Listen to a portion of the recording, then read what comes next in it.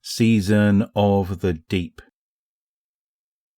NPA Weir Walker class item. Day 402. You wear my banner. Xivu Arath, Hive God of War. Sloane knelt, unable to stand. All the weight of Titan's ocean around her was nothing compared to the pressure of Xivu Arath's will pinning her down. A horde of gnashing hive bore lipless smiles around a single taken knight. He stood tall before her, brandishing a gleaming blade that anchored an oppressive terrace of sharpened obsidian.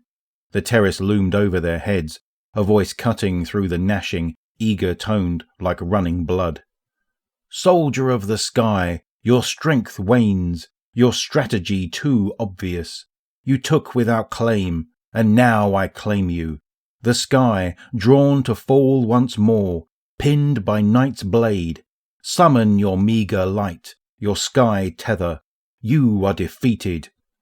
Xivu's voice rose from her projection, booming from the black terrace with laughter like screaming fear. Your bearer needs you, ghost. Be brave. Sloane felt needles of intent thread between the gaps in her armor, hook into her muscles, and slowly peel away the power suit's deep-set rivets from inset bone, a violent unravelling to a slow and painful end. Shearhorn watched the torture from rocky concealment, razors extended, waiting for an opportunity to strike. Minutes felt like hours, but Sloane clung to life in a cloud of crimson-tinged mist. Delirium and agony fogged Sloane's mind, but an offer pierced through the cacophony of war. She heard it in her mind as if she had thought it herself, a broken promise. Bond. Live. She considered the offer. Shearhorn rushed forward, unwilling to watch any longer, and whirled through a swarm of thrall with her blades. If she could reach Sloane, if she could just cut her free. Xivu Arath shrieked with whetted laughter. This morsel is mine to consume. Lances of pure onyx thrust through the sea to impale the little light. The terrace bulged and surged forward, swelling as if to burst.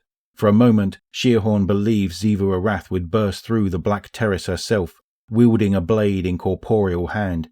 War's presence emanated with such strength. Instead, a gargantuan serpent crashed through the projection and snatched the night into its cavernous jaws as it surged by, shattering the terrace's connection to the night. Eruptions of soulfire swallowed the terrace and branched through the methane as the projection imploded on itself. The serpent dove, its enormous form overtaking and dwarfing the crumbling terrace projection. It twisted above them, unfurling a portion of its tail to sweep aside scores of hive with ease and sending plumes of sediment into a thick, obfuscating fog.